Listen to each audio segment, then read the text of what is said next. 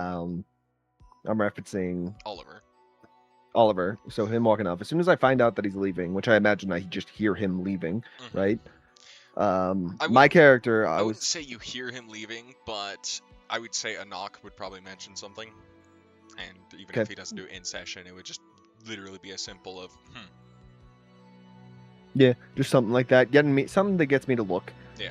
After I find out about it, my idea was that Anak he's not fully conscious. He is conscious, but he's not fully conscious. So my solution was that effectively what my character does is she sort of crawls under the outside of a tent because while tents are held down, they're not held down to the point that someone couldn't get underneath it. And the idea is she True. would just be trying to go underneath the side of the tent, just Oh, so instead you of just going have a out the 10 front of flap? the tent. So there's a tent flap where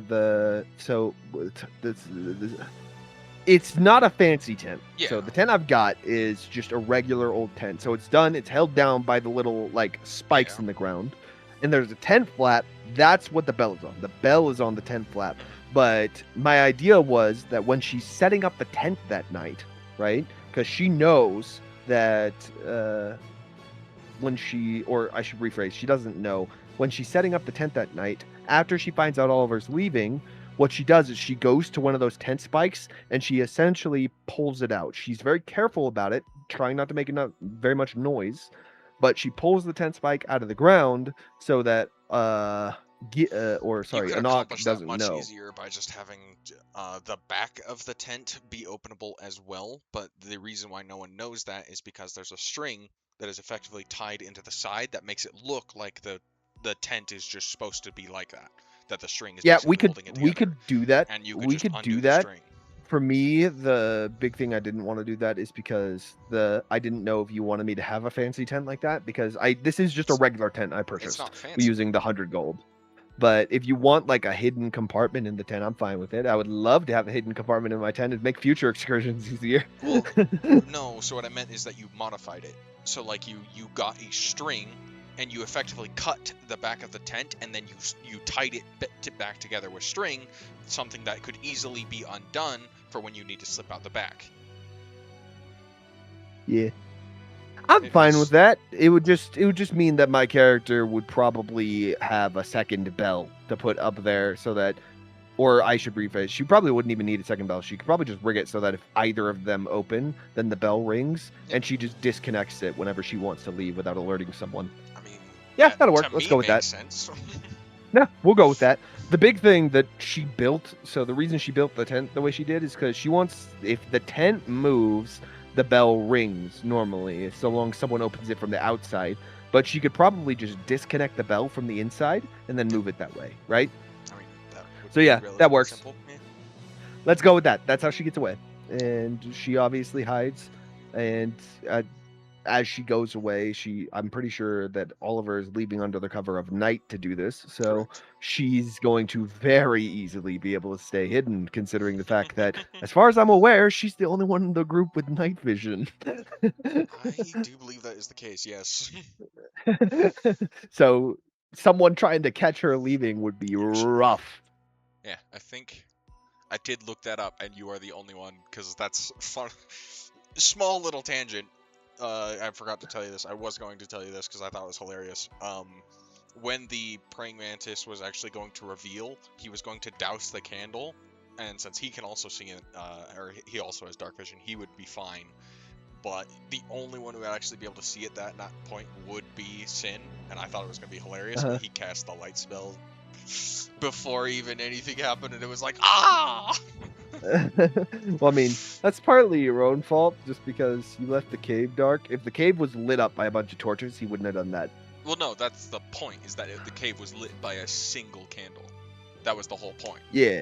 And that way he could douse the single No, what candle to bring it into... Yeah, what I meant was, so when you have a combat map, and this is just part of Foundry, and it's also something people in real life would do. When you have a combat map like that, where there's a certain area of darkness, their initial instinct's always going to be to light it up. That's so if you wanted an area where you wanted to douse it and essentially leave everybody in darkness, the only way that you can effectively do that is if the whole area was lit up. So a good way of doing that would be, hypothetically, say there's strings all attached to the candles. and there's candles all throughout the cave. And essentially, the guy just pulls the string, and a little metal clip just falls on top of the candles and douses them all at the same time. Just Or so you could we're just do it clear, magically, because prestidigitation is also a thing. just so we're clear, I actually love that Daniel did that. Because it was, again, his plan was to douse the candle, bring you guys all into darkness, and his plan Yeah, was so he foiled. That's thwarted the it. whole point, and I thought that was awesome.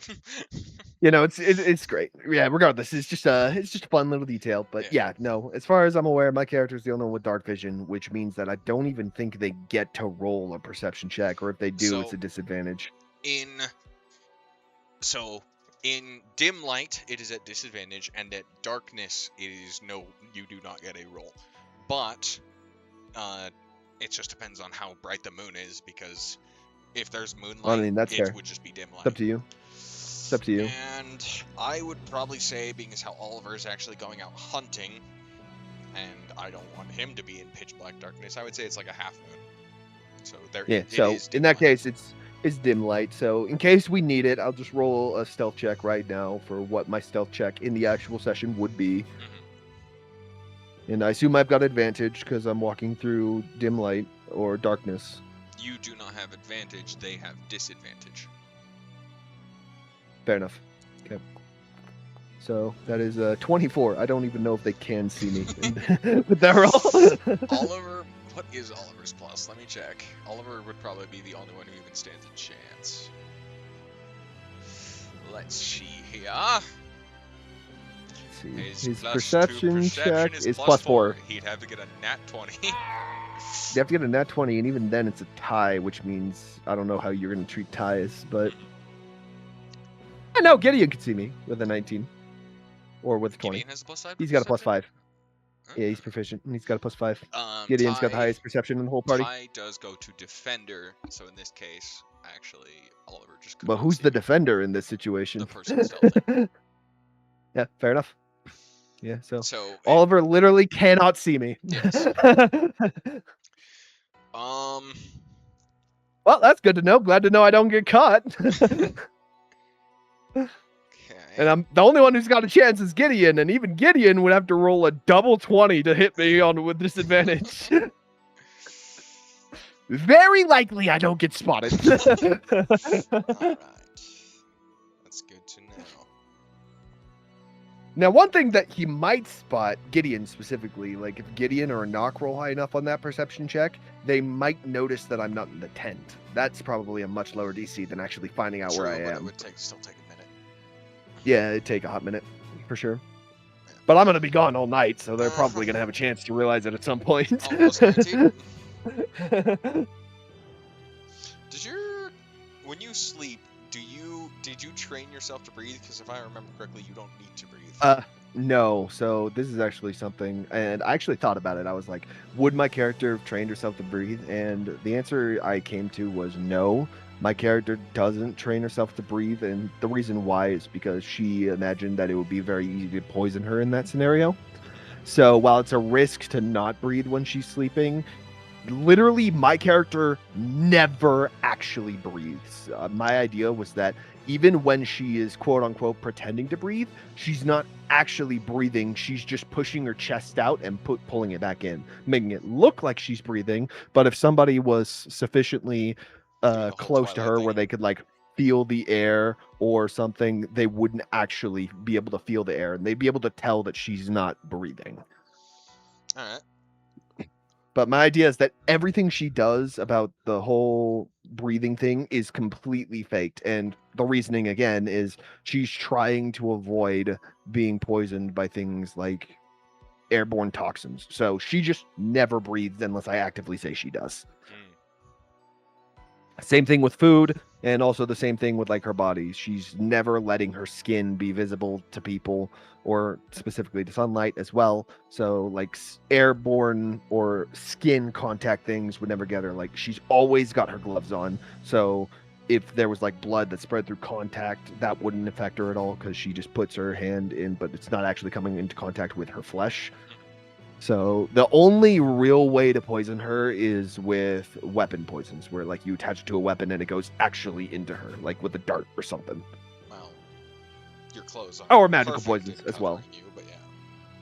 And the clothes aren't absolutely perfect. Like, obviously, if it's acid in the air, Yeah, like if it's an cloud kill, airborne toxin, yeah, it goes off your cloud skin. kill would obviously still hit me. Yeah, cloud kill would obviously still hit me in that case. But That's good. the idea is that she is doing her best to make sure that most, if not all, poisons are not going to affect her. And I feel like she's probably immune because of this to like 95% of poisons. Not immune because she's actually immune, but immune because there's just no realistic way she's ever going to get affected by it. Unless ingested or stabbed. Yep. All right. So, anyways, that's the way. And another thing that I was somewhat debating that I kind of wanted to do because I thought it would be cool, but also was somewhat hesitant about, is the idea that she sleeps on the ceiling. It's no fucking shot the tent would hold you up. That's what I was. I was actually twofold. I was like, the tent wouldn't necessarily hold me up, and also a. But that was actually a question that I wanted to ask you, which was, how does the actual sleeping work? So when she's upside down in gravity, when she's like walking on the ceiling, right? Is that just she's walking on the ceiling, but it's not actually like she's walking on the ceiling, or is it like gravity has actually changed for her and she's standing on the ceiling now? Because with some vampires, like in Castlevania, I don't know if you've seen Castlevania, but for Alucard and Dracula, when they walk on the ceiling, it's not like the spell spider walk where you just stand on it, but gravity's still pulling you down. For them, their directional gravity actually changes, and they're just standing on the ceiling. That's why they can do things like, for example, sleep on the ceiling, which they do, or where they can drink on the ceiling, where they're like drinking wine on the ceiling, and the wine's not falling out onto the floor. Your answer there is that I don't care if it makes sense. Rule of cool. You got a literal god to give you these powers. 100% gravity changes. I thought gravity changes would be way cooler just because it would allow me to do things like drinking wine upside down on the ceiling or sleeping on the ceiling. So my idea was that a tent could probably hold me, but it's not actually the tent. What I've got is a reverse hammock. The only problem is the only thing is, a I was tent like, is not if the designed like that. yeah, it would just be heavily something modify that it. yeah, it would be something. I was just thinking that she probably would do it with rope, like she's just got because she's got over 300 feet of rope, and I was just thinking, oh, she's just got us. She just use her metal spikes that she has, dig them into the floor, and then tie the rope around the spikes. It would be like doing it to the ceiling, only the spikes are on the floor instead. But in any case, the thing I was debating was like, do I want to do that because it's super cool if my character sleeps on the ceiling, but it's also a dead giveaway that something's off when somebody checks in the tent. So I was like, is that something I want to do? I'm deuces about it. I want to do it so bad, but it's still a dead giveaway, man. All right. What I also could do is that my character sleeps in a box and she sleeps on the ceiling of the box. So the idea is that when somebody walks in, the solid snake style. Yeah, 1 second though. What time are you going to be done? Hi, Rhonda. With the appointment you said? John says hi. John? Mom says hi back, John. The answer is we're gonna be like 2 hours, I think. What do you think, John? 2 hours for this, roughly? Hour and a half. 2 hours, hour and a half, something like that. Where do we want to put them? Going back? Probably. I don't see why we couldn't after I'm done with this. Let's go with 4. Yep, 4.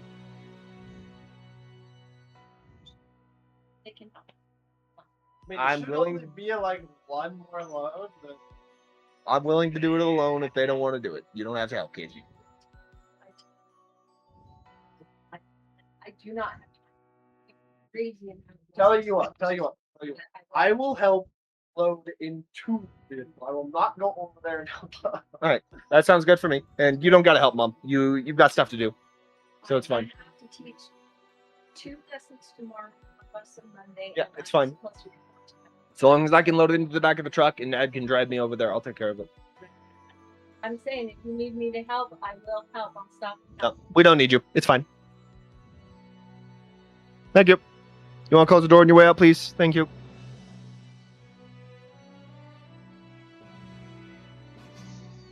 All right, they're gone. All right. Yeah. I So, what are you thinking? Like solid snake style? It'd be kind of sick if my character had like a reverse box that she's sleeping on the ceiling of the box, and the reason she does it is because she's used to sleeping on the ceiling, and it makes her uncomfortable to sleep on the floor at this point. But she also doesn't want people to walk into the tent and see her sleeping on the ceiling, so she just straight up sleeps in a box. I got this fucking hilarious visage in my mind. You remember the scene from Megamind when Titan rips off the door and Megamind's on the other side of the door? Uh-huh. So if you're in the box, Gideon walks in and like takes the We're lid doing off the D&D stuff. Be box. gone. There's no one in there, and you're just sleeping on the top of the box. Yeah. That would be great. And then he That'd be puts awesome. the lid back. We're doing D&D stuff. Be gone. Close the door on your way out, and make sure you don't listen in. Like an hour and a half to 2 hours. But yeah, no, that would be absolutely hilarious. It also really drives home the homeless person part. Oh, you want to know what'd be amazing too? What? So imagine this. Imagine this. This is really cool. This is a really good idea. It's also really clever. I like it. You're gonna have to tell me if you think this is cool or not. But what if she has other stuff in the box? So she's got reverse gravity, but she puts metal in the box so that anybody who picks up the box feels nothing. Like it feels really light because her gravity is pushing up against the gravity of the rest of the stuff in the box, making it feel weightless. I disagree with that, just because that brings. How do I phrase this? That forces me to put rules to something I do not want to put rules to. So as long as you do not break it, like your whole gravity thing, and you Okay, want so to... here's another idea. Okay, because the reason I was thinking it would be cool is because it would mean that if anybody picked up the box solid snake style, because like one of the big problems with picking up the box solid snake style is that the box weighs a ton, right? No, because what I was picking up a saying person is if they isn't- pick up the lid, Oh, you would be on But the it's still- lid, and the lid would still be pretty heavy. Don't get me wrong, it would be like a 100-pound lid, uh-huh. but So here's what I was thinking. Would if gravity is reversed, would we just say that my character doesn't weigh anything in that case? Like they pick up the lid and they can't feel my weight because my gravity is jacked up, essentially. again, I'm opposed to that because, like, mechanically, like, grapple checks, you just reverse your gravity and now you don't weigh anything, and now you can Gideon can carry you no problem. I know he currently can, and that doesn't really matter because you're 2 size classes lower than him, technically. But, like, That's fair. Oliver or That's fair. Nock, You make a valid they point. could pick you up. You make a valid point. We'll just say that gravity still affects it. I'm cool with that. I am was okay with the I was just thinking it'd gravity be clever. making It'd be you fun. immune, but not immune to others, just because that just Well, I mean, makes it mechanics. I wasn't trying to use it to make it immune at all. I was just trying to use it because I thought the idea of walking upside down on the ceiling while drinking a glass of wine looks agree. sick. again, It's a really cool thematic thing. I am completely okay with that. It's just, I can already see ways to instantly break it, and I will admit Yeah, that I that's am fair. 100% okay with, like, saying, like, just don't do this, but, like, it also doesn't really make sense to me that if that is how Yeah, the it's lore fine. works, why would you not do that? Yeah, that's fine. In this case, the solution is it just doesn't work that way. And if somebody picks up the box, it's just going to be a heavy box, but they're not going to see anyone in the box. And you you know? can obviously, like, make reasons why it's heavy. Like, you could line the sides with metal, and, like, anyone with a decent amount of intelligence would be like, that doesn't make sense for how much that weighs. But anyone of, like, low intelligence would be like, oh, it's made of metal. You know, I think I think that's the way we'll do it. My character always sleeps upside down on the ceiling, but currently she's trying to not get caught in case somebody rushes into her tent. So the bells are designed to wake her up, but she sleeps upside down coffin. on the ceiling of I don't want to go coffin I because that's a know. little too on the I nose. know. That's just when you said box. That's literally my instant thought. That was also my instant thought. But I also think it's kind of funnier if she normally would sleep in a coffin, but she's sleeping in a box because she's broke. It drives home the broke. We going full Eclidus, whatever you called it. We're going The full Euclidean? Eclidus lore. Yeah. No, so that sounds great. I love it. That's just hilarious. All right. So she's going to sleep in a rundown box on the ground, and the box looks old. Like it is an old wooden box. It's got mold on it. Like All right. Now we got your sleeping arrangements out of the way. So as you obviously the box is also going to be empty so that she can pick it up without like alerting people to her presence, so she doesn't have to open it. Keep it in right? your storage in your bag of holding. Yeah, and she just You keeps drape it in your the bag of cloak over holding. it, and yeah. All right. Great, wonderful. Do you leave the box there when you are not there? So if they checked your tent, would your box be there? You know what? Yes, she's gonna leave it there, and she's gonna leave her sleeping bag underneath the box. In the box or under the box? Like, so I'm thinking that the box is gonna be like, it's not a full box. It's like, picture like an open box, but it's flipped upside down, so that the opening's on the bottom. That way, when she wakes up, if she wants to leave, she can just push the box off of her and gently set it to the side without making noise from opening a box, right? Okay. So it's a box, but it's a box that doesn't close all the way. It's a box that one of the faces or one of the panels is just completely removed. Okay, and so it doesn't have a And lid. she sets it on the ground. Yeah, it doesn't Okay. have a lid. In order Okay. to move the box, you'd have to pick the entire thing up. But Okay. if they do pick the entire thing up, then underneath it is going to be my sleeping bag and my pillow. And the reason why I'm doing that, or her reasoning why she's doing this, is so that in case she leaves and they do walk in and they lift the box, they'll see that, oh, this is where she sleeps. And the idea is that she'd probably have shown it around to a knock at some point, so that unless they for some reason decide to move the box to check, a Nox would walk in, see the box, and just assume that she's still asleep inside of it. Okay. So she's probably already told a Nox about the box and that her bed is under it. I mean, I would honestly say with how long you're traveling together, he's literally entered your tent, ringing the bell, because you said, Yeah, like, he's I know, just like, seen the box, yeah. like, I lift it off, and then she looks, and I'm like, oh yeah, there it is. Yeah, because my thought Right? process is, Which is part of that why she puts the... I know you gave the caveat of do not ever enter my tent unless it's an emergency. I'm almost positive an emergency has come up at this point.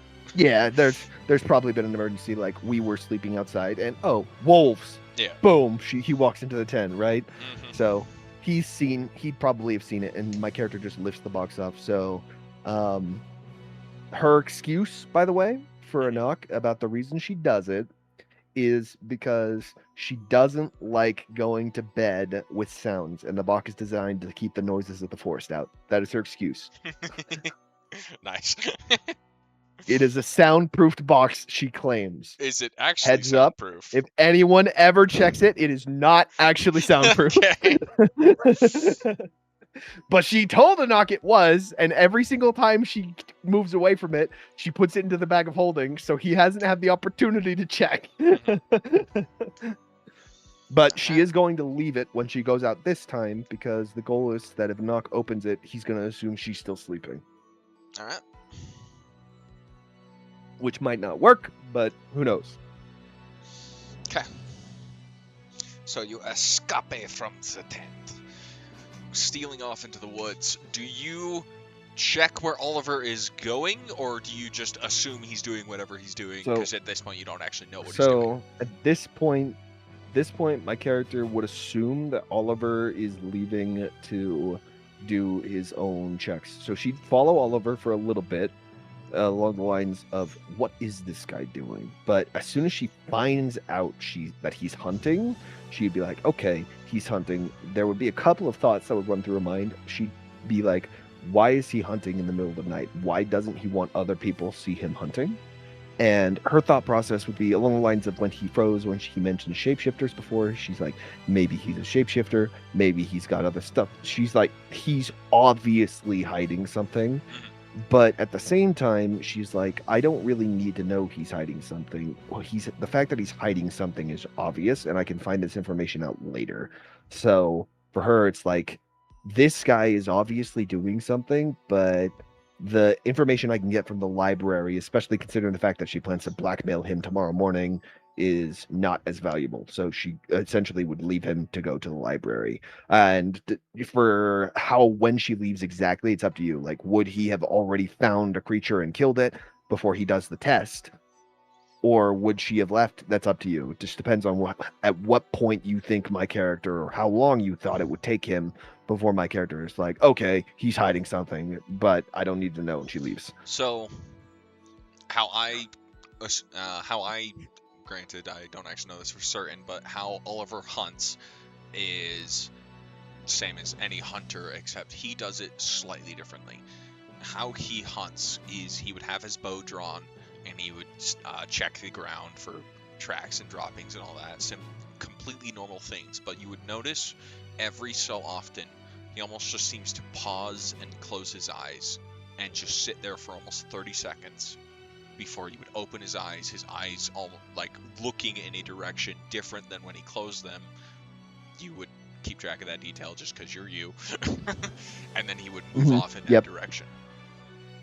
Okay, in that case, I think what my character would do in that scenario, because that actually, I think, would be interesting enough to draw her attention, she'd probably go out, find something, and bait it into him if she could find it first, which I don't know if she could, but, yeah, okay. So from I what wouldn't I be able to find understand, something your first. survival is not very good.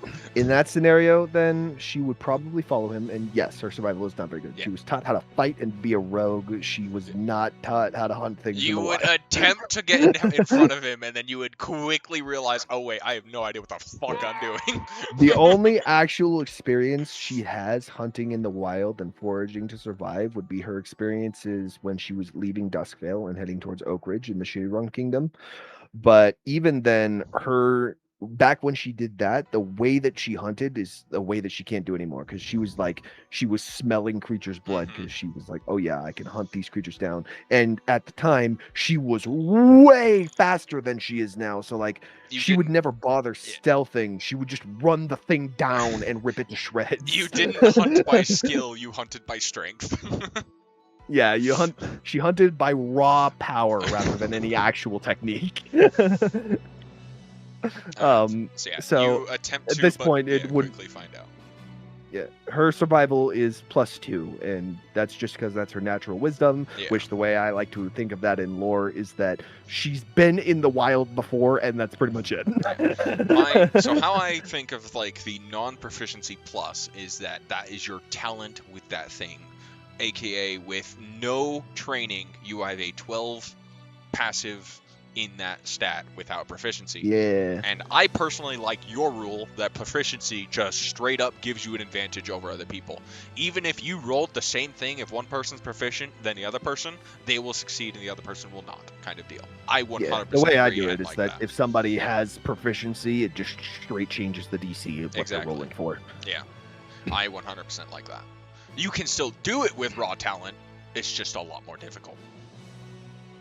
Yeah. Okay.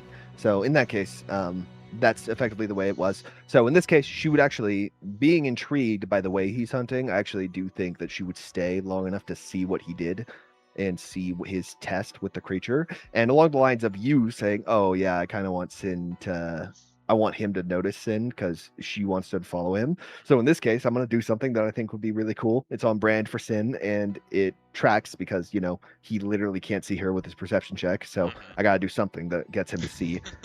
I'm going to have Sin, after she sees him hunting the monster, I'm just going to have Sin show up, and Sin's going to essentially do something like dropping a leaf or something that draws Oliver's attention to her in the tree, but she's going to pretend like she doesn't know he saw her.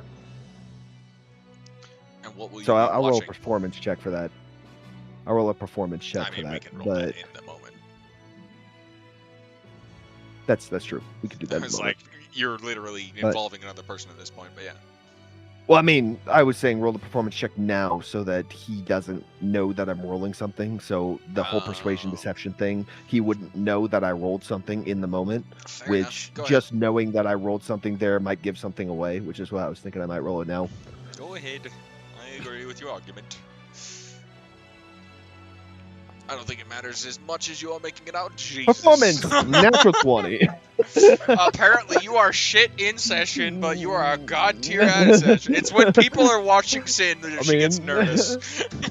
I mean, technically that's in character. It's not that she gets nervous, but if you recall correctly, she's actively playing down her skill and intelligence with the party. So it actually makes sense. That's hilarious. The dice gods allow you to make your story. But anyways, so yeah, so that's what happened. So I'm effectively faking that I haven't seen him. I don't know how we should probably come up with a way of how that's going to happen, because I don't think a leaf falling, because if I'm looking right at him and he sees me, Well, no, you just then the that's branch going to be out of just snaps place. above, and you like glance down, and you like, shh. And knowing That's knowing a David, good way of doing it. knowing David, he's gonna be like, I'm gonna pretend like I didn't see her.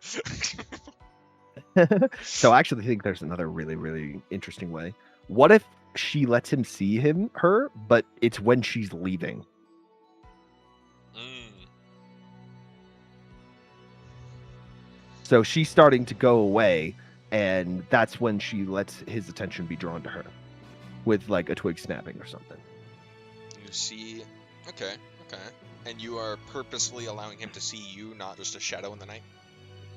Yes, I am specifically, I was going like, you see a glint of her mask, like something that it's like he catches me just for a second. Basically, her goal is to make it so that he's like, wait, that was her, but she's trying to convince him that she was trying to hide. Okay, I think I got it. As you are traipsing through the trees, you purposely hit a branch to break your quote-unquote stealth, and then you look up at the moonlight as it literally reflects perfectly off your mask as you vanish into the night. Yeah, and then like when he turns, he's like just out of the corner. You see her mask as she goes behind a tree. Mm-hmm. Yeah, something like that, where it's designed to make him think that I was there, Mm-hmm. but And you're I doing this didn't after intend for his him hunt? to see me there. Yes, After so he messes with I the dagger? originally was thinking that. Yeah, I was originally thinking she would just leave, but seeing him closing his eyes and doing that, she'd be like, okay, that's interesting. So she would have stuck around the whole time. So she would have seen him experimenting with the dagger and the arrow.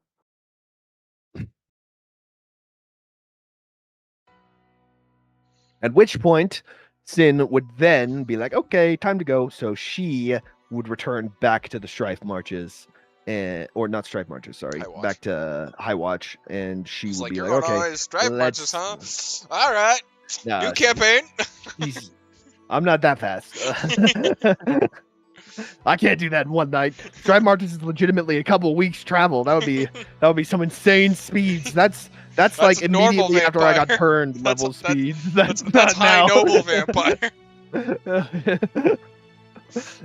Anyways, so I'm effectively gonna head into High Watch essentially, and I assume you're so stealthing you said you past wanted to do a guards? session for this. Yes. Yeah, I was just planning on using the same stealth check.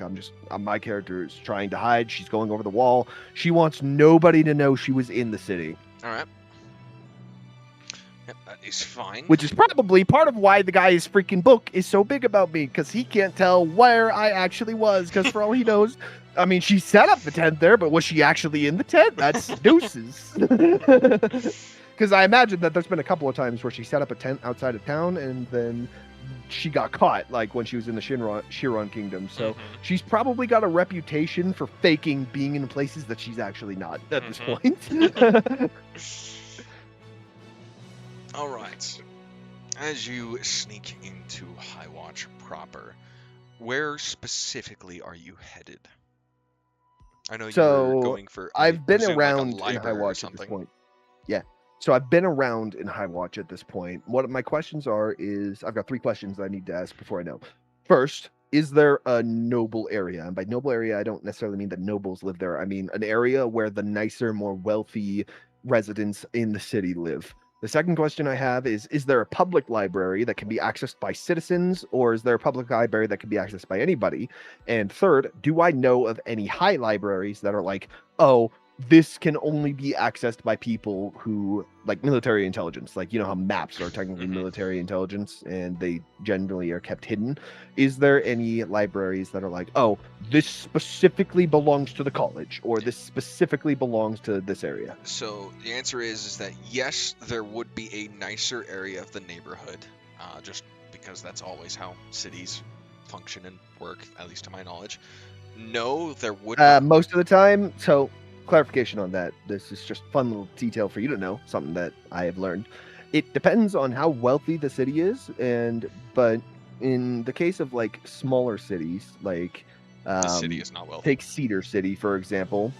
Cedar City is an example of a city that it's still a city, but it's not particularly wealthy. And in smaller cities like that, they generally aren't separated into wealthy and poor districts. There's just people that have wealthy houses. There's just that random wealthy person. Well, But for really big cities and really wealthy cities, there does tend to be wealthy districts. And the reason that happens is actually a fun little social thing. It's because people who are wealthy tend to hang out with wealthy people. mhm. And over time, in bigger and larger cities like that, they tend to congregate into one specific area. So you'll have wealthier neighborhoods, for example, where it's just everybody who lives here is wealthy and they all know each other, right? So that's why wealthy quote unquote districts tend to exist. But the only case where you'd have a city that had an actual separated district that's like official district and not just, oh, that's where the wealthy people live, right? Yeah. The only case where you have a city that's separated into districts is when it was planned to have wealthy people in their own separate area from the get-go, which normally only happens in a society that has actual nobility. There needs to That be a has class caste systems. system. Yeah, and the answer is Yeah, in it that needs to this have a case, caste system for that to naturally there happen. would not be a noble district, but there would be a noble section of the city. And when I say noble, I do mean rich, not actually noble. There are very, very few Yeah, so nobles in the Worm King Dominion. There are people with power, yeah, and there are governors, but very few nobles. but nobles do exist. So I imagine nobles would probably, they don't have districts because whenever you have a kingdom that has very few nobles, chances are each of those nobles tend to be extremely powerful. So they Mhm. probably, rather than having their own districts, most nobles would probably just run the town, I'm Yeah. guessing. Like governors and stuff, yeah. Something like that. Okay. I haven't put too much thought into it, but yes, that is effectively what it would be. Yeah, so most nobles are people that run their own individual towns, and you're rarely ever going to see two nobles in one place. Got it. In fact, Unless they're part of the like direct family, like brother and sister type deal. You might know the governor of High Watch. Do you think you would know the governor of High Watch? He's not the most prominent figure. Like, he So doesn't do parades, but here's like if you have paid attention so to politics at here's the all, thing. you would know the I governor. imagine my character would know pretty much every noble by name, and I don't mean that from like a, oh, she's heard about them. I mean, as we said before, my character, one of the main things about her is she's a political savant. She Mhm. was raised to be extremely politically savvy. And one of the main things about that is political research. Like, she probably spent months just going through libraries or whatever she could find to figure out everything she can about all the nobility in pretty much every kingdom that she has access to. Like, if it's governmental documents, she goes through them. Like, Okay.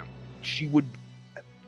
That is one of the few things that I think Sin would never skimp on, to the point she would spend hours, and I plan on doing this in session, by the way. Like, if you ever give me government documents that, like, oh, we're supposed to bring this to prove that this person did something illegal, Sin's not just going to give it to complete the quest. She's going to read through it. Like,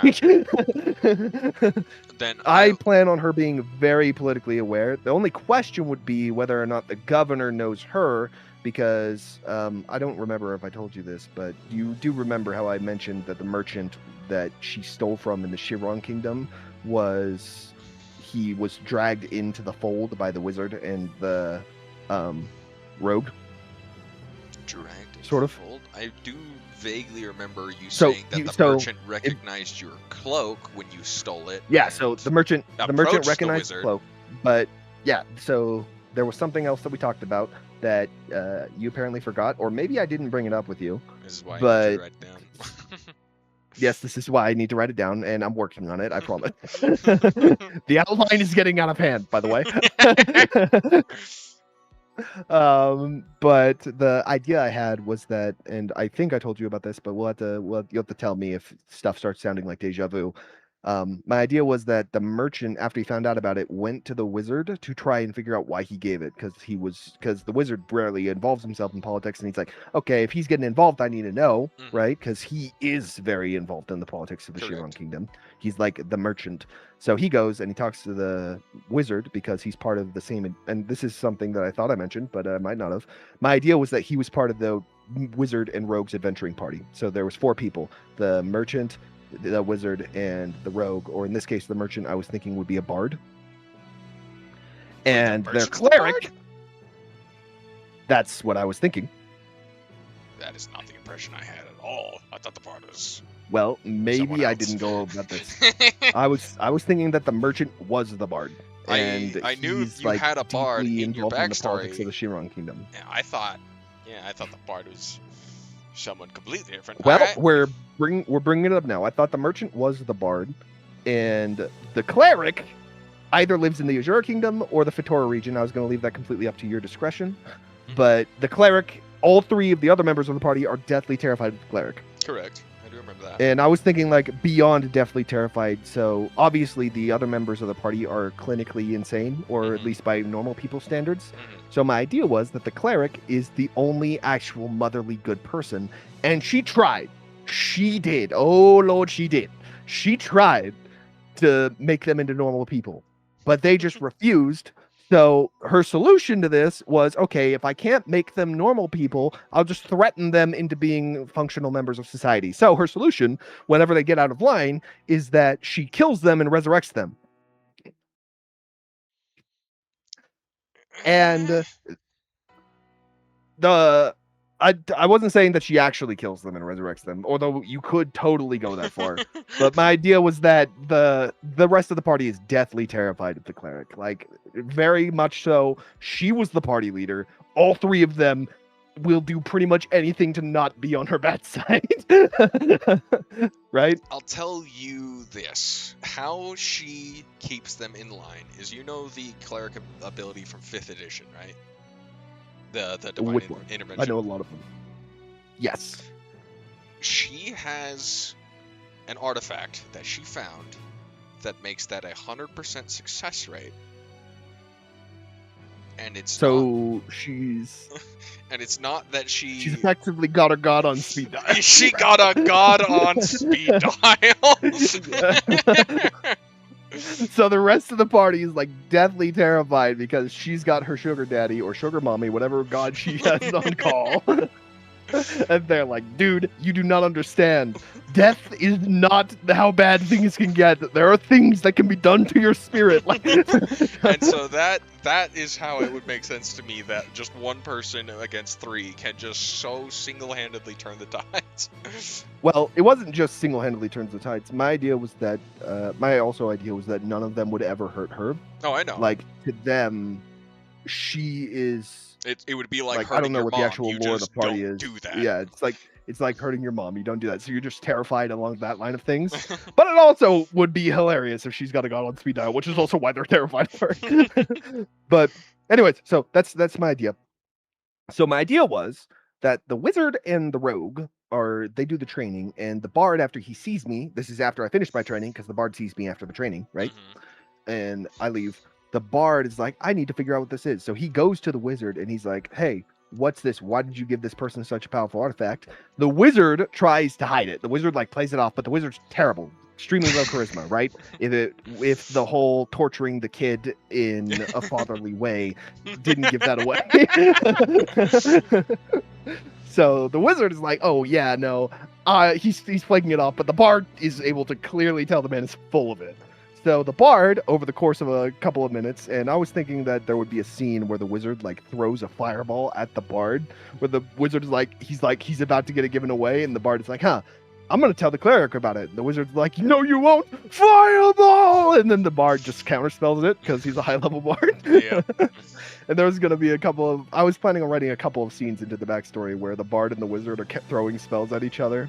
And one of the scenes, I don't know if I told you about this, but I remember telling you about it. But the wizard throws a fireball, and the bard counterspells, and the wizard actually passes the save, and it hits the bard. So the bard's like, "You're paying for this." Drinks a healing potion. The wizard's like, "Wait!"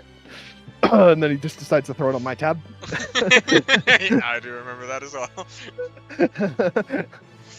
So just fun things like that. So my idea was that was the bard was effectively, I was imagining that would be the merchant.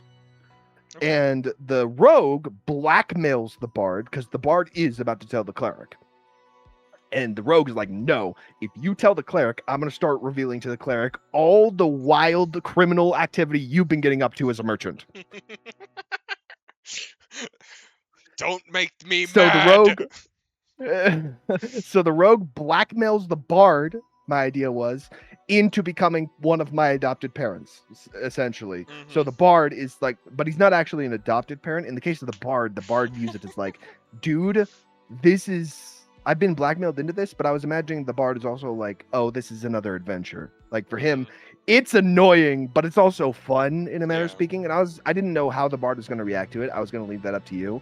But my idea was like, maybe the merchant is like directly involved. Maybe my character has gotten away from a couple sketchy situations because he paid people off. Or maybe the merchant didn't do that. We don't have to do that. It's again completely up to you. One of the things I was thinking is that maybe the merchant is like, he finds out about everything my character's been through, and he's just like, this poor kid. I need to make sure this kid is wealthy in the future. So the merchant is like, he essentially teams up with the wizard to specifically give me instructions that the merchant thinks will lead to me owning a business in the future, or things that will make me a lot of money.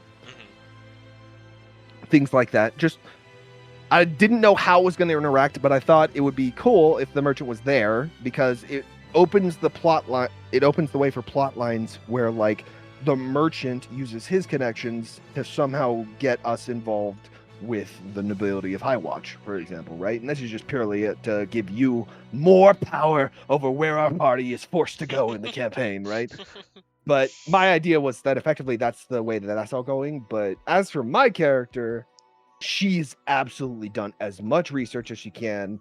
And specifically, I can just tell you right now, from what I know of the kingdoms, her goal would be to know of every single noble in the Worm Kingdom, most of the powerful governors, most of all of the powerful merchants and councilmen in the Chiron Kingdom. The Strife Marches, her goal would be to know pretty much all of the famous or dangerous religious figures for Azura City. She would probably, depending on how many there are, of course, try to know pretty much all the dukes and such by name. And she'd obviously take notes on this stuff as well, because again, she's got a full-on notebook in her freaking bag of holding. That, fun fact, I was actually going to have her, that's one of the few things she does leave out. And the reason she leaves it out isn't because she wants to put it in the bag of holding. I was going to have it so that my character actually just takes so many notes at night that she just gets so tired that she falls asleep and forgets to close the notebook or put it in the bag of holding. And I was just going to have that be a character defect, just because I thought that would be fun if one of the other players comes up, sees the book, and then just sees pages upon pages of notes on the political structures of the kingdoms and such. But her goal is to effectively, if she can, again, don't know if you're going to allow this, if she's that mentally acute, but her goal is to pretty much memorize everything. She wants to know as much as she can about all of the powerful figures in all of the cities. Now, as for actually knowing, my intelligence modifier, I think it's a +2. Okay. Might be close to a +3, actually. Yeah, she's got a 15, so it's +2, bordering on +3. Yeah. So, average human intelligence, she's about twice as intelligent as the average human. Yes. Then that's fine. I will say how we're going to actually do this mechanically is if I introduce a political figure and you personally believe it is something Sin would have researched. Like if I say this is a noble of Highwatch, not too high of standing, but still competent enough, and then you determine at that time if Sin has researched it, and then you can ask me questions and I will answer them. Is how we're going to do that mechanically. One thing that I should say. Yep, that's great. One thing that I should say. she would very specifically research extra on cities that she's gone to. So she went through the mountain range, but she passed by Oak Ridge. So she hasn't been to Oak Ridge, but she has been to Shirai Keep and Gale Point. And for both Shirai Keep and Gale Point, she would have done a ton of research on those specific cities. Shirai and then Keep is just a tower. The only thing that yeah, it's just a wizard's tower. Yeah, so obviously she also lived there for a while when she was with the wizard, so she knows a lot I about would that anyway. certainly hope you know the individuals of Shirai Keep. But yeah, so effectively she would have passed by the mountains and she would have done extra research on Gale Point and High Watch. Like specifically on cities that she's going to, she's going to do extra research. Gale Point is not actually a city, it is just a port town connected to the Shiran Kingdom. The Shiran Kingdom is just one giant city that is the Shiran Kingdom. It's not multiple cities, it's just one giant Okay, well, city. she would have done as much research as she could in that case, because with the city that large, you're never going to know everybody. Correct. But she would have done as much information as she could in that case. But on High Watch specifically, I would go as far to say that she's done, or at least glanced at the name of pretty much every governmental official up to like, not like street level, but like if they run even a small area of the city, like say that there's a person who is like a mob boss who runs like a couple of districts, he runs a couple gangs running around, or there's like a government official that he is in charge of like this like 10 or 20 blocks of the city, right? She would have pretty much glanced at least at the names of every single person in the city that isn't actively hidden. Every person that she can get her hands on, you know? I will say you have never heard of Ash Cloaks before. Yes, So I'm aware of that. I wasn't surprised that she hadn't heard of Ash Cloaks. As far as the metagame knowledge I know, the Ash Cloaks are supposed to be an elite group from the king, and even then, they're supposed to be on the down low. I don't know if they're actually government-guarded secrets, hence the reason why she's going to search the library and potentially find something. I don't know if she will. Depends on how secret you want them to be, but that's what we're here for. Yeah, so regardless, she's going to do a lot of extra research, and just so you know, I'm not just going to say, oh, she's doing that. Like, I'm actually going to say, oh, my character splits off from the party in town, goes to the library, and does the research. Like, I'm going to have moments where I say in session that I do that. But for High Watch, she would have already done it at this point. She's been there for months. 100% she's done her homework at this point. The only question would be whether or not the noble that runs High Watch would actually know Sin, which, as I said, I don't think he would unless the bard did something, which is completely up to you. I would say That's why I was bringing up the bard, though. It's like the bard might have gotten involved, and he might have heard of Sin because the bard did something sketch. But that's completely up to you. Will say I will leave that to my own machinations, and you will know or not know when you encounter him. Yep. I will not know. My idea, though, was that as far as my backstory goes, she's never met a noble of the Worm Kingdom. Not personally. And even as far as governmental officials, she's never met the big governmental officials either. Like, I was thinking that as far as the Worm Kingdom goes, the most powerful governmental official she has met so far would probably be on par with, not with Oliver, but the person who's the boss of Oliver. And even then, she wouldn't have met him as like a personal detail. It would have been like, oh, she's one of the mercenaries that he hired for a job. Okay. Type deal. All right. But that's the closest you would ever interact with them, especially considering the fact that, as you said, mercenaries aren't really viewed all that well in the Worm Kingdom. Yes. So the only time she would ever have actually gotten involved with the guards and such would be with stuff like that. And with the High Watch specifically, at this point, I was imagining that she hasn't actually been caught for any of her crimes. She's definitely committed some at this point in the story, some of which were done in session 0.5 and in session 1. But she's never been caught yet in High Watch, which is why she's able to walk around still. And as far as she's never been in the Worm Kingdom before. High Watch is the first town she's actually been to in the Worm Kingdom. So as far as the Worm Kingdom knows, none of them actually know that Sin is a criminal, aside for people who actually do the research and find out that she came from the Shiran Kingdom. But even in the Shiran Kingdom, their research would effectively die there. Like, the trail would go cold, because as far as everybody else knows, she came out of nowhere. She was just not there, and then all of a sudden, random halfling that's able to steal a mask from one of the most powerful merchants in the city and get away with it. Alright. So, like, the trail effectively for Sin goes cold. However, one thing I was going to say is that that's not the only crime Sin would be known for, quote unquote.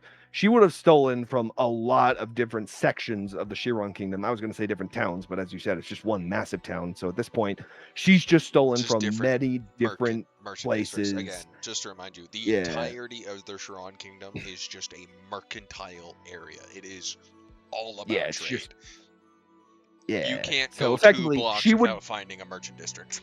Sin's probably wanted for like 37 different stealing sprees that she did in Chiron Kingdom in various different areas. Mhm. And for this, I was actually going to say that she's probably wanted for about 100,000 gold worth of stolen goods in the Chiron Kingdom because that's how much that she paid back 100,000? for. I would probably say That's closer what I was to gonna- 10,000. I was saying 100,000 just because that's how much of the debt she's paid off. How would that Unless you don't want it to Equate be that much. to the because- debt of the Chiron Kingdom? No, so I'm not saying Oh, the debt of the you're Chiron Kingdom. I'm that's saying you my meant you character stole shit to owes pay the debt. 500,000. Yeah, my 300,000, character okay. owes 500,000 to, well, oh yeah, it was 400,000 originally, but if you recall correctly, we said by the start of the campaign, I paid 100,000 of it off, and I obviously had to get that money from somewhere. Yeah. So my idea is that the money to the debt that she has paid off came from her stealing spree in the Chiron Kingdom. So she would be infamous Mhm. in the Chiron Kingdom because she's stolen, as I said, what I was thinking is 100,000 gold worth of goods.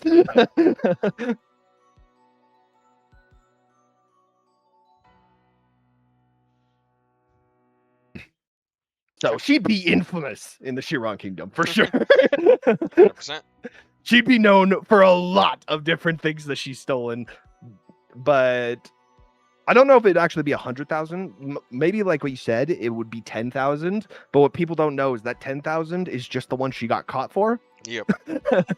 I'm actually okay with that as well. So we could go with 10,000, and those 10,000 are just the ones that she got caught and had to flee for. The only reason why I didn't want to make it 100K is because if it was 100,000, you would literally have bounty hunters sent after you for that amount. Yeah, of money. so that's true. That's true, and that's valid. We might even have bounty hunters for 10K. It's just they're Yes, not going but to they be wouldn't level be 8 bounty the hunters. most competent in the universe. It's like, yeah, I know she stole a lot from me, and I want her brought down, but I only have 1,000 gold to spend. Yeah, so we're gonna say that she stole 100,000's worth, but she only got caught or got pinned for 10,000 of that. I'm okay with that. Anyways, so that's what I was thinking. So she's in the city of Highwatch. She's done her research. The big thing, though, the reason why I was bringing that up is because in case any of the guards have done research on me, I imagine that information isn't too hard to find. The question is, do we want to give Sin a nickname in the Chiron Kingdom? Like Phantom Thief type deal. That would be fun. That would make sense. I'm gonna let you come up with the nickname because that's a bunch of NPCs. This is me. I mean, you also technically might not even know about the nickname. That's true. I might not know about the nickname. Actually, I'm pretty much sure I wouldn't know about the nickname because I haven't been in the Chiron Kingdom. And the one thing I would never do research on would be me because it might give away my location to the vampires. Mm-hmm. Like the vampires would be specifically looking out for information on me. So I would almost never interact with information about myself because it might give me away. Caution to the point of paranoia. I like it. Yep. All right. The one person I never research is myself. So to answer your question, yes, there is a noble area, not a specific district. No, there is not a public library. Yes, there is a library in the guard headquarters, the guild hall type thing, and that is for public or not public, documented records. Documented records. Well, I mean, documented records is what I'm looking for, right? Exactly. They obviously would keep any clan destructions in those records, so that's where Correct. it'd be going. Correct. Yep, and I'd obviously be traveling across the rooftops because guards are much lighter across the rooftops. Plus, I'm also staying away from the torches that might be going throughout the city, so I'm Mhm. traveling in darkness that way. So it's just better to travel that way. And I'd obviously never take the door; I would take windows. And this isn't the first time you snuck into this record holder place. Fancy name for I'd that call them shit. the archives, probably. Archives. Yeah, it's probably the guard archives. Yeah. This isn't the first time you've snuck into the guard archives, so you do so again relatively simply. And I'm not going to go super in depth in detail, but I'd still like to, at least a little bit. Sneaking past the patrols, again, not too difficult.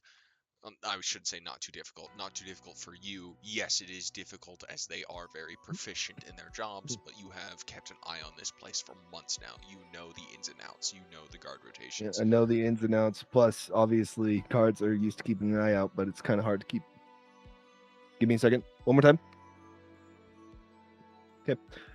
Obviously, they're good at keeping an eye out, but it's a lot harder to keep an eye out when somebody walks across the ceiling. Like, that's something that Sin abuses a lot, is the fact that Yes. people rarely look up. And this is me informing you that in High Watch in particular, I will not necessarily require rolls to succeed because you've already effectively succeeded in the past. Any other Okay, city, so you will not be able to do this so freely. That is just me okay, informing you now. this is an important question. Does this mean that if I go into a city like Dawnford and then I sneak into the archives, we're gonna do rolls for it, but assuming that I succeed, does that mean I'll be able to do it again next time without rolling? This is a quick question here.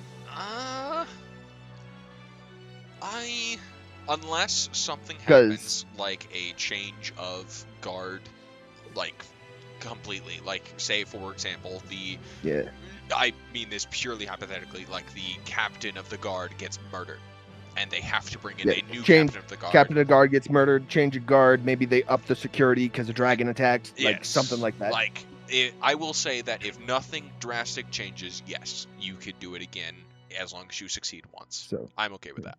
okay, got it.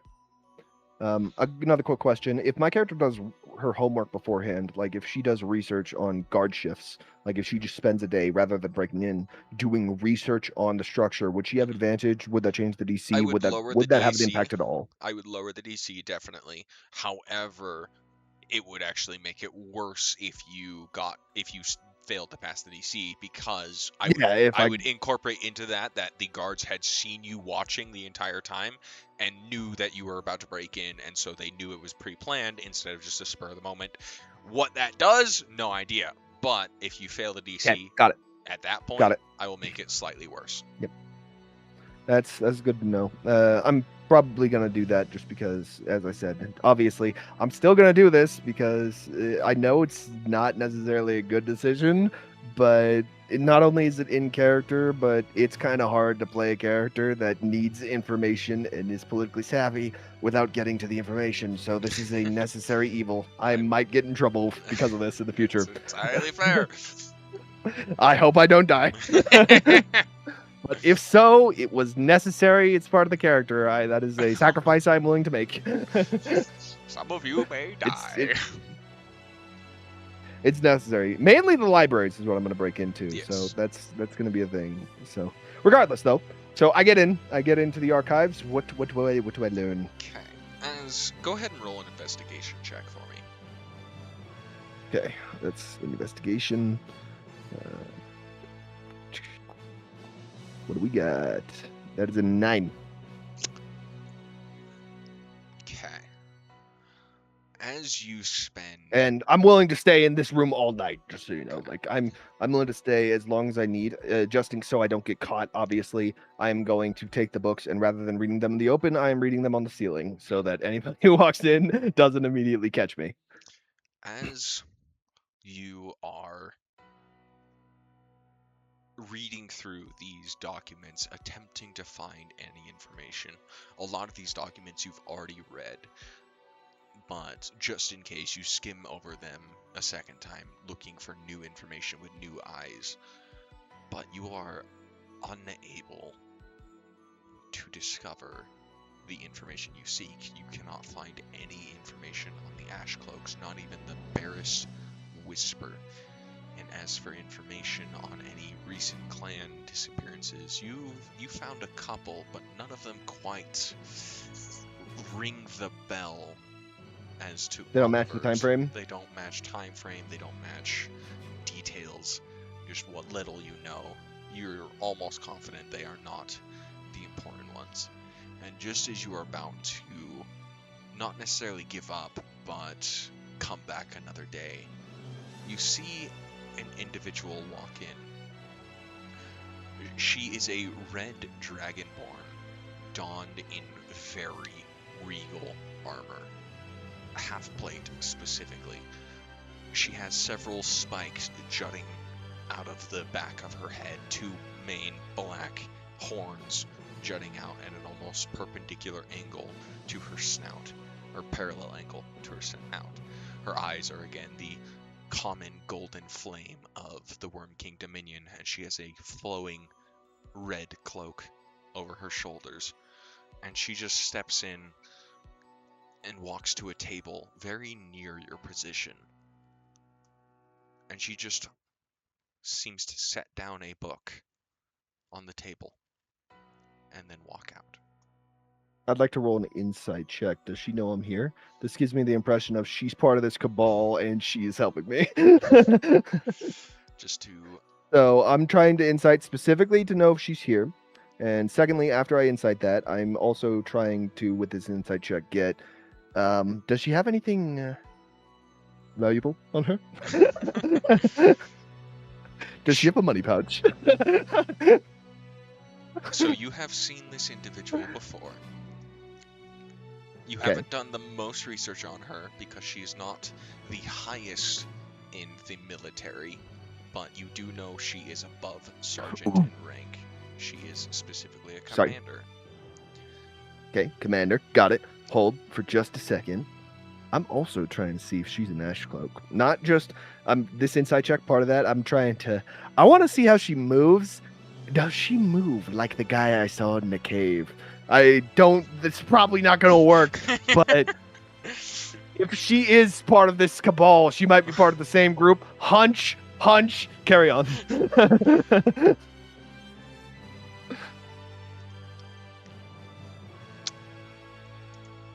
I will say. Okay, go on. I'm listening. I'm listening with bated breath right now. So you got a 21 insight. So you are specifically inciting two things. One, is she an ash cloak? And what was the second thing? The second thing was, does she know I'm there? And I'm also gonna just look at her, see if she has anything valuable, but that doesn't take insight. Is she an ash cloak? And does she know I'm here? Because I get the impression from this kind of thing, again, this is sin. That's one hell of a coincidence. Is she here to help me? I'm basically trying to insight, does she know I'm here? Because this definitely gives me the perspective of they know I'm here and they are here. They put the book in here because they know I'm looking for this information. I guess I will roll something just so that way I can be aware. Okay. As you pause your reading, noticing this individual making certain to stay in the shadows, as this Commander Vera, as you do know her name, steps in. As she places the book on the table, she almost seems to pause, her scaled finger almost tapping the top of the book. And you're not positive, but she almost seems to turn the book ever so slightly in your direction as she walks out. She knows, but why? As for money, pouch, or anything, You don't need to tell me anymore. As soon as my character sees that she might have saw her, that's off the table now. she would. The only thing I have care about pouch now on is her if she's side. an ash cloak. As she carries herself like a commander, a person of the military. And you know from your brief conversation with Oliver the Ashcloak are part of the military. Any connections That tells me there nothing. are made by your They're own part of the hand. military. They're part of the military, but my character's like, that's a solid maybe there. So what she's gonna do is she's effectively, after the commander leaves, then she's going to take instead of just reading the book, she's literally just gonna drop down, drape her cloak over the book, and she's gonna take the whole book. After that, I'm looking for any hidden stashes in the room. Any hidden keys. I probably haven't done this before, but now that I'm here and I'm really doing a deep dive, I'm gonna try and see if I can find any hidden compartments for a quote-unquote forbidden area or classified information in the room. Okay. I'm just going to use your investigation check from before, as you were That's fine. doing the same thing, and unfortunately there are no such compartments to your knowledge. Not being able to find anything, I'm just gonna be like, I'll check again later. Less of I'll check again later, but third time's the charm. It's best to double check these things if you can. So she's just gonna take a look around the room, not finding anything. She's probably done this already, but she's gonna look around, see if anything is interesting, any pieces of information that draw her fancy. Assuming she doesn't find anything new, she's gonna leave. Okay. Go ahead and roll me one last perception check, just for shits and giggles. Perception check. Where is it? There it is. 5. Not great. Unfortunately, your mind is too distracted. The information that you By have the learned. random commander that knows I'm here and gave me a book. Yes. Too distracted. She's too suspicious. Your mind I mean, it's less is suspicious and unable more so to like settle of just the sheer strangeness of it all. incongruence. Yeah, the incongruence is like, what the hell? Why would they give me the book? And after she leaves, I need to know. This is gonna be sick if there is, just because rule of cool. Is there a bell tower in High Watch? Sure. Okay, she's going to move to the top of the bell tower, stand upside down on the ceiling of the bell tower, and read the book there. Alright. While looking over the city as her backdrop. For any passerby, I guess. I don't know. This is purely for her own vanity. She doesn't care. She's doing this purely. You got to keep in mind, she's coming up on being a teenager. She's like 9, 10 years old. She is doing this purely because she thinks it looks cool. This is very much so the emo teenager that she's doing fair. right now. I completely understand the shadow mindset. Alright. She's not even trying to be the shadow mindset. She's doing it just because she genuinely likes the aesthetic. She thinks it's cool. Shadow from yeah. The anime. Oh, Sid Kagano? Yeah, Sid Kagano. Okay. That's what I meant by the shadow mindset. Yeah, nope. 100%. She does have that mindset. She is childish enough to do things purely because she thinks they're cool. And this is one of those moments. As you pull out the book. Fun fact, she's never going to mature out of that. Carry on. As you pull out the book and opening it to the first page, you realize the words inside have been scratched, almost purposefully destroyed. As you turn to the second page, again, flipping through the book, you find only a few entries that are not purposefully tampered with. Yeah, they knew I was going to be taking this book. Got it. Carry on. This appears to be a diary of some kind. The first instance that you find reads, "The eastern orchid has begun flowering again. Mother says the blossoms opened early because the winter was mild. Children ran through the market, and father was trying to settle a disagreement about the southern grazing fields. He came home exhausted and said being mayor would be the easiest if people were required to speak their complaints aloud. I told him no one would ever agree to that. Oliver came to the village today. He traded something wrapped in cloth that Master Elian would not let anyone see. Oliver barely looked at anyone. He keeps his thoughts so tightly guarded that standing near him feels like facing a closed door. I watched him longer than I should have. Skipping forward a few pages until you find the next excerpt. Oliver returned just before noon. His hair was darker than I remembered, nearly black. I noticed a faint trace of violet near the roots where the dye had begun to fade.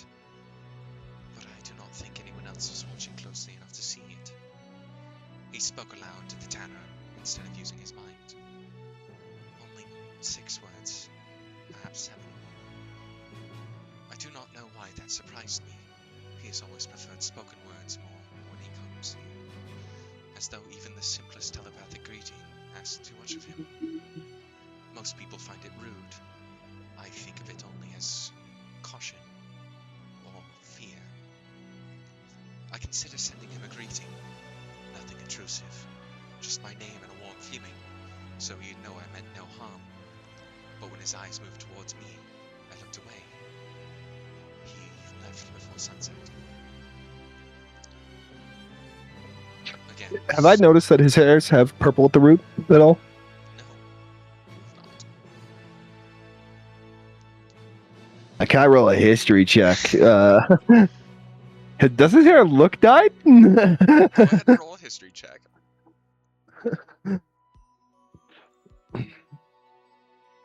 This guy's hair might actually be purple. He might be faking this. I never even thought to check that. That's 12.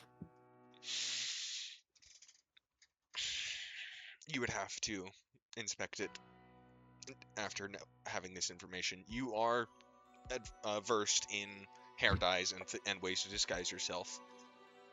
At least Yeah, I'm almost I'll have to positive. check again when I see him. Yes, you will I'm have to proficient with physically disguise check it. kit for sure. I do. Your memory is not good enough to know it off rip. You'll have to inspect it personally. Okay. Got it. Carry on. Moving on to the next excerpt. The whole village gathered in the square tonight. We shared songs passed from mind to mind. When everyone joins together, the music becomes more than sound. You can feel what each person remembers when they hear it. Mothers holding infants, first kisses beneath the orchid trees, friends returning safely after winter storms. Oliver was not there. I knew he wouldn't be, but I looked for him anyway. Sometimes I wonder what memories he would share if he ever allowed himself to join us. Perhaps that is why he stays away. Sim silently curses hot guys in her heart. Carry on.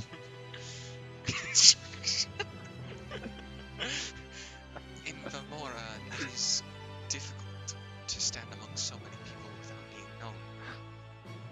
I wish he understood that I do not want to force my way into his thoughts. I would be content if he simply chose to speak with me. She mutters, that makes one of us, and carries on. Skipping forward again another several pages. Oliver arrived with blood on his sleeve today. It was not much, and he moved normally, but I saw it before he covered the tear in his coat. He traded with the apothecary and refused to let anyone examine the wound. I almost followed him. I had already imagined what I would say, that the path beyond the northern ridge becomes dangerous after the frost, that the wolves had been moving closer, that he could stay in the village for just one night without owing anything. But I remained beside the well and watched him leave. Father says Oliver chooses solitude, and that we must respect that choice. He reminded me that a closed mind is still a boundary, even when we believe the person behind it is lonely. I know he is right. I only wish respecting Oliver did not feel so much like abandoning him. Sin has a couple of thoughts. First thought that runs through her mind is goaded chief. Second thought that runs through her mind is this girl frustrates Sin deeply. It's Moving like, to what are you doing? Just investigate the man. You can learn so much about someone just from looking at what they do. moving to the She is otherwise gritting her teeth because she is now invested. Carry on. moving to the very last entry. Not that the book itself is filled. There are still several blank pages after this. Almost as if the diary was never finished. The final entry. He came again today. For once, Oliver remained in the market longer than necessary.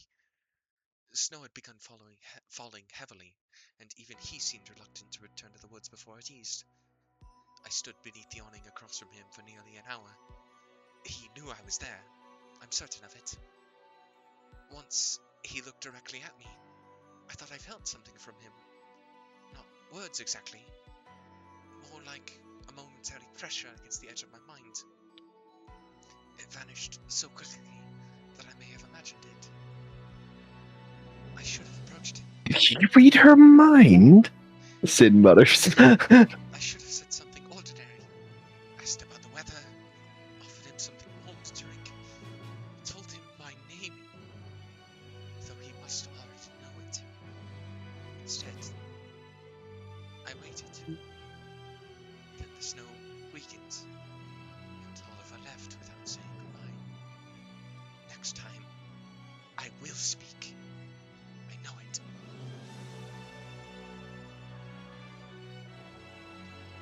Sin opens to the next page.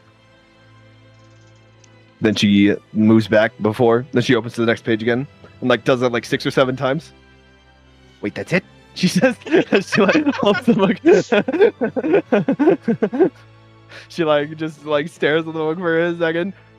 Gets mildly annoyed look before she goes over the book once more, reads the entries again, does it again, does it a 4th time for good measure before she puts it back in her cloak. The questions I'm gonna ask is she able to find any signs of dates on this book? Any signs of Yes. It appears that at the top of each entry is dates. Not dates that you know them as, but you can clearly tell they are dates, but they have been scratched out and purposefully redacted. Okay, in this case, they've been removed, so I don't know the dates. They've been removed Correct. from the book. Correct. Okay, so I know that Oliver's been around. He said that he's been around for Actually, that's a good idea. Throughout my research on the in the archives, have I found any information on how long Oliver's been in the city?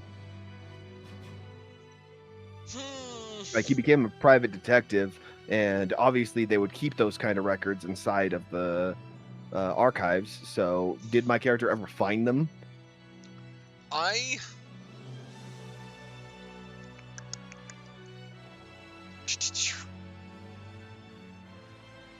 You know, with the research you've done, I won't say you have the exact date, but it has been at least a year. You don't know when he actually showed up in the city, but you have found records of him that are at least a year old. All right, so I'm going to assume that this is a bit of an assumption, but it's also, I think, one of the only ways I think I'm going to be able to get the information I want. I'm going to assume that it took about a year before he got his feet under him. So his clan must be at least 2 years ago that the clan was destroyed, or maybe a little further. So what I'm going to do is, not knowing, so none of the clans really matching what he is, what has been destroyed, I'm going to, fun fact also, since idly surprised by how many clans have been destroyed over the past couple of years, But she is going to begin doing research into legends. Like, now that she hasn't found anything in the guardhouse, she's going to start going around the city to places where maybe children's bookstores, such like that. She is going to try and find information about legends and anything she can find, really, on. Also, at some point, assuming that he's still awake, which he might be, depending on him, she's also going to find a particular rogue that we know of, the a one that took some gold, that offered some gold. She's gonna find him, and if he's awake, she's gonna ask for information. If not, she doesn't have time to stick around the town long enough, so she's going to do that. But Just she's gonna try and to find anything she remind can you, about. did give him the task, not just it was like 5, 6, 7 hours ago. That was to investigate the merchant. I'm not trying to ask him to investigate the merchant. I'm trying to ask him about. Basically, I'm asking him about any rumors or Okay. And how would you legends or find him? different things. I imagine that there's an underbelly of the city, and there's obviously going to be people awake at night because this is when the underbelly would be active. So I essentially ask around, and basically, I'm trying to find him in the way that you would as a thief, using thieves' cant, trying to get in contact with people that way. Okay. But obviously, I don't have too much time, so if I can't find him, I can't find him. To But expedite the I'm process, effectively. you will I'm have also to gonna. spend I'm also 2 gonna be gold. talking to people. Unnecessary expense. Okay. If Yeah, you're okay yep, with she does spending it. the 2 She does gold, it. okay, Sin does it. You Sin's okay with do- spending the 2 gold. you do find him. Okay, in that case, she's going to ask him, and she's also going to ask a bunch of other people, but she's going to ask for any rumors that they've heard about shapeshifters or mind readers. People who can speak into your mind, shapeshifters, basically any information they have on stories, rumors about anything regarding that stuff. Koldraz would have a single story. It's funnily enough about your companion you were with earlier. Are you sure you still Did want to nuts. hear it? Sin almost, I'd actually say Sin actually does laugh a little bit, like, and for, I don't know if how he would respond to this, but imagine it would be a little bit of a sinister, deranged laugh, because at this point, Sin rarely ever laughs, like actually laughing, because she's been hungry, or she's been starving, so she doesn't generally ever laugh from her own, like Amusement. actually losing control and laughing. Every time she's laughed, it's always been a fake laugh. So at this point, I imagine at this point in her life, Sin's laugh is like straight up light levels when she goes all out. Mhm. But for this, I'd just say a sinister giggle, as she would then say, "Oh, please, do tell." Or, "Oh, Alright. please, do tell." I didn't know if you were close, but that answers that. This was a few years ago now, in the Worm King capital proper.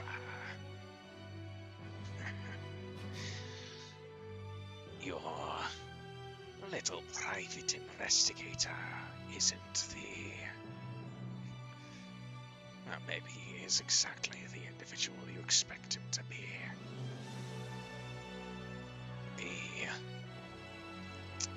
has a way with his mind, able to break and get information that shouldn't normally be possible without extreme magic. He did so to a noble of the Worm King Dominion, not high up, but high enough. Broke his mind, effectively rendered him inoperable.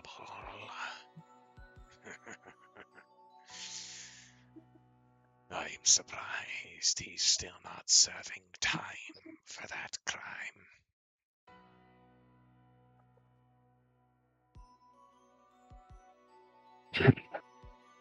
Sin smiles, but he obviously doesn't see it. She says, "Well, never let it be known that I don't pay my debts." And she's gonna straight up offer the guy 10 gold for that information. His eyes widen, and he quickly takes it. Oh, I was doing this for free with my debt to you. But if we're square, She we're smiles. square. She says, "Here's to a fruitful relationship. I might need more information from you in the future." As long as you offer shiny compliments, any information I have is yours. Obviously. Well, see you next time. And she sort of waves, and I'd actually say that she even does like sort of a magical girl pose before she kind of skips away like an innocent little schoolgirl.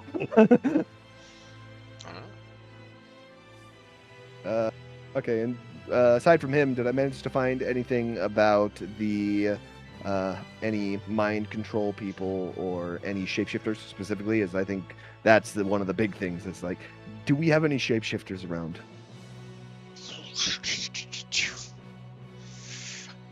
No, there would be no rumors or anything 'Kay. of shapeshifters. Got it. Okay, so now the last thing is he said that was a couple years ago in the Worm Kingdom, which means that my time frame is a little off. That means that the clan being destroyed is a little bit further back. So now knowing this and knowing that I've been searching the wrong place, I'm actually going to go back to the guard archives and I'm going to search for clans that were destroyed a bit longer ago. All right.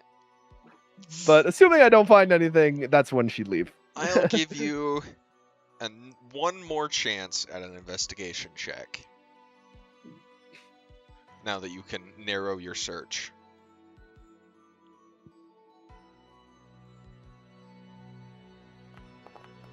Come on, show me the money. Nope, 6. Cocked. Unfortunately, you are unable to find anything more. Okay. No random in that benefactors case- dropping the information into your lap. In that case, as unfortunate as it is, she's just going to take the records for destroyed clans, assuming that they are just those, and she's going to just, like, if they're in books, she just tears the pages out, and she's just going to take them for the last 20 years and then put them in the bag of holding. She didn't want to, but she's doing it. I'll go over them later to try and find... well, maybe not purposely vandalizing. She's obviously not gonna like tear it You just to literally tear it, just but said she's you gonna. tore the paper out. Like, Yeah, that will but- be very don't mean- obvious. I'm aware. I'm not talking about tearing the paper out, necessarily tearing it. I mean, like she'll cut the page with a dagger.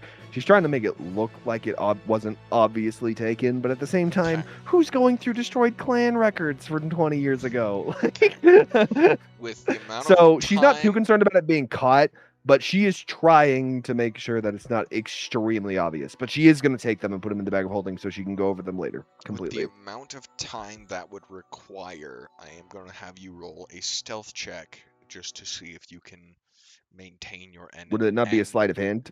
It's specifically to hide from any guards. It's not to you. Okay, you are so competent a enough stealth to, check. Okay, got it. just okay, because of got the it. amount of Stealth time check it that is. this would require. Just to Come determine. on, baby. It's a 13. It's probably above their passive perception, but maybe not There enough to was stay a hit. Although call- they would have disadvantage on their perception check because I'm on the ceiling in darkness, I'm aware. I imagine. It was a very, very close call. There was a guard walking through underneath you as you were holding a book, but the paper that you were cutting ripped free the final amount, and as it started to float down, you quickly snatched it out of the air. The small noise of the paper rustling, and the guard looks up, and the full Spider-Man meme, he looks up, and you're gone. I'm just like up against the corner of the wall, like. But you I'm just are, like you silently praying to myself. Please don't have night vision. Please don't have night vision. but you are able to get out unseen. Mostly. Just barely, but there is the one commander that knew I was there. Hopefully she's okay with me taking the documents that the clan destroys. Okay, after that point, she's gonna go. She's gonna go back to her tent, and then she's just gonna spend the rest of her night reading through the clan documents, trying to find anything. But I imagine she doesn't find anything. I will say, with the sheer amount of time, you have not had time to read through them yet. You will have to spend a little more time in the future. Okay. Apart I'll from do that. that, Maybe I go won't ahead and call roll him your out tomorrow Constitution morning. saving throw. I'm gonna put the DC at 15 with how active your night was. That's fair. I was like, DC is 10 normally, but I was kind of running all over the place. Constitution save. All right, come on, baby. Hit me with a good roll. Let's go. That is I failed. It would have passed the I have DC first level 10, exhaustion. but unfortunately, you were very, very active. I was very active, and that is completely fair. I am okay with that. Alright. I don't know if I want 5.5 exhaustion or just 5th edition exhaustion. I personally like 5th edition more, just because it has a little more consequence. So, just so you know, 5th edition has the disadvantage on ability checks, the disadvantage on attack rolls, and all that per level that you get. The 5.5 is lame. You get -2, and you get -2 to D20 tests, and -5 to your movement speed per stack. And that's really lame. Yeah. At level 1, it's disadvantage on ability checks. At level 2, speed is is speed halved. 3 is disadvantage on attack rolls and saving Level 3 throws. is disadvantage on attack rolls and saving throws. Level 4 is hit point maximum halved. Level 5 is speed reduced to 0. And level 6 is death. Yeah. I don't know. personally You can do like whatever that you a want. lot more. And so if I were given the I'm down. choice, I would want to do I'm that. gonna be the one who's doing the exhaustion most of the campaign, so this is gonna Yes. affect me the most, and I'm completely fine with it. I like having penalties. Like having penalties for staying up all night will encourage me both not to stay up all night. It's not gonna work, but it will encourage me to do it. I mean, But there will more literally importantly, be it's also like that disadvantage on saving throws. It's gonna make it so it's even more difficult to stay up. And I will say, I'll just say this: if you fail the DC by a sufficient amount, you literally pass out. Like, you you just cannot pass stay out. awake. Yeah, that makes sense. That makes sense. I'm okay with that. I don't know what that sufficient amount is. It will probably be at the time, but yeah. Yeah, it'll probably change depending on the situation. I'm okay with that. But yeah, that just means I'm gonna have exhaustion until the next long rest, which hopefully will be before combat. At the same time, even if it does happen in combat, it's not the end of the world because the only thing I'm gonna disadvantage on is ability checks, which it'll definitely ability checks will come far more into combat for me than it will for other players, but I still think it'll be fine. Oh, hey, today's our 9-year Discord anniversary. Y'all, oops, excuse me, hiccup. But I realized they're there, so they're gone now. Yo! Happy birthday, Beau! Or maybe anniversary. I don't fucking know. It's one of the words. Alright. Well, other than that, you make your way back, and I'll just again use the same stealth check you had before, managing to slip your way into the tent. Sneak into the tent. Under the crate, successfully. Under my really old crate. Successfully hidden unless things happen during the night. Which is definitely not any foreshadowing that I'm hearing. Listen, I keep you on your toes. It's the only way I Hey have fun. man, I'm okay that it's gonna happen all the time.